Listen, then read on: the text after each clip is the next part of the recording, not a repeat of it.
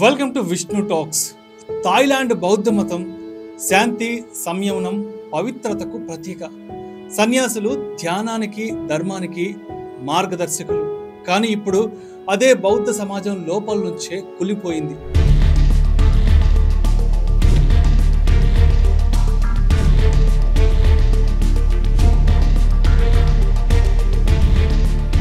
ఓ మహిళ చేసిన honey trap ఇప్పుడు థాయ్ దేశవ్యాప్తంగా చర్చనీయాంశాలుగా మారాయి. ఏకంగా 9 మంది బౌద్ధ సన్యాసులు ఆమె వలలో పడిపోయారు. 100 కోట్లకు పైగా దోపిడీ జరిగింది.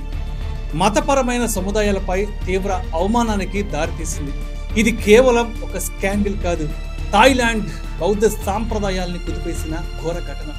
అసలు ఏం జరిగిందో తెలుసుకుందాం రండి. విలావత్ ఎంసావత్ అనే మహిళ మిస్ గోల్ఫ్గా పిలువబడే ఆమె గత 3 ఏళ్లుగా ఓ ఘోరమైన ప్లాన్ అమలు చేసింది. ఆమె మాయ మాటలతో, ప్రేమ మోసుతో సన్యాసులతో సంబంధాలు ఏర్పరచుకుంది. వీడియోలు, ఫోటోలు తీసింది. తరువాత అదే ఆయుధాలుగా మలుచుకుంది. ఆ వీడియోలు చూపించి ఆమె బ్లాక్మెయిల్ చేసింది.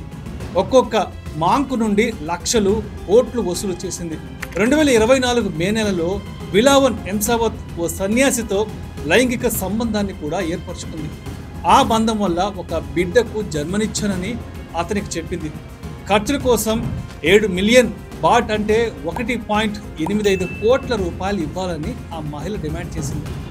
ఇదే తరహాలో మరికొంతమంది సన్యాసులతో ఇలాగే చేసి భారీగా సొమ్ములు స్వాహా చేసిందని పోలీసులు గుర్తించారు. అది కూడా ఎక్కువగా జూదాల్లో ఖర్చు చేసిందట.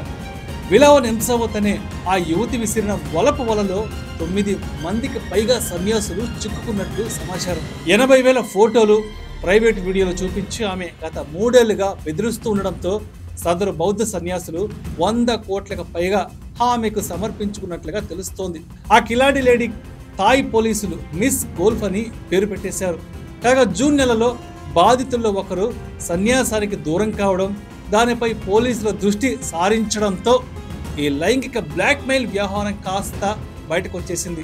ఈ హనీ ట్రాప్ మీద థాయిలాండ్ సెంట్రల్ ఇన్వెస్టిగేషన్ బ్యూరో బ్యాంకాక్లో నిర్వహించిన ప్రెస్ మీట్లో వివరాలు వెల్లడించారు. విలావన్ ఎంసావత్ బ్యాంకు ఖాతాల ద్వారా కేవలం 3 సంవత్సరాలలో 385 మిలియన్ బాట్ అంటే సుమారు 101 కోట్ల మనీ లాండరింగ్ జరిపినట్లు పోలీసులు చెప్పారు. ఈ క్రమంలో ఆమెను బ్యాంకాక్ ఉత్తర ప్రాంతంలో అరెస్ట్ చేశారు. సదరు సొమ్ముల్లో కొంత మొత్తాన్ని విలావన్ ఆన్లైన్ బెట్టింగ్ కోసం ఖర్చు చేసినట్లుగా తెలుస్తోంది. కాగా ఈ డబ్బులో ఎక్కువ భాగం ఆలయ ఖజానా నుంచి వచ్చిందని పరిశోధకులు భావిస్తున్నారు. ఆమె ప్రలోభ పెట్టిన సీనియర్ సన్యాసుల నుంచి సేకరించిన డబ్బు పెద్ద మొత్తంలో ఉన్నట్లు తెలుస్తోంది. ప్రముఖ సన్యాసులను ఈ లైంగిక ఉచ్చులో రాజీ పడేలా చేసిన వారిలో కొందరు మఠాధిపతి హోదా కలిగి ఉన్నారని తెలుస్తుంది. ఇలా ఉంటే డిజిటల్ ఫోరెన్సిక్ నివేదికలు, విలావన్ హార్డ్ డిస్క్లలో నిల్వ చేసిన వేలాది ఫోటోలు, మెసేజ్లు, ఇంకా వీడియోలను పూర్తిగా పరిశీలిస్తే బాధితుల జాబితా పెరుగుతుందని అక్కడ అధికారులు అంటున్నారు. థాయిలాండ్ హనీ ట్రాప్ వ్యవహారం పెద్ద కలకలం రేపిన నేపథ్యంలో తాత్కాలిక ప్రధాని ఫూప్తాప్ వెచయాచాయ్ ఆలయ ఆర్థిక వ్యవహారాలపై సమీక్షకు ఆదేశించారు. సన్యాసుల ప్రవర్తన నియంత్రణకు కఠిన నియమాలు రూపొందించుతున్నారు. ప్రజలు ఫిర్యాదు చేయడానికి ఒక ప్రత్యేక పబ్లిక్ పోర్టల్ కూడా ప్రారంభమైంది. ఇక థాయ్ మహారాజు మహా వజీరలాంగ్కార్న్ ఈ ఘటనపై తీవ్ర అసంతృప్తి వ్యక్తం చేస్తూ తన 73వ జన్మదిన వేడుకలకు 80 మందికి పైగా సన్యాసులకు ఆహ్వానాలు రద్దు చేశారు. ఇప్పటి వరకు 11 మంది సన్యాసులు తొలగించబడ్డారు.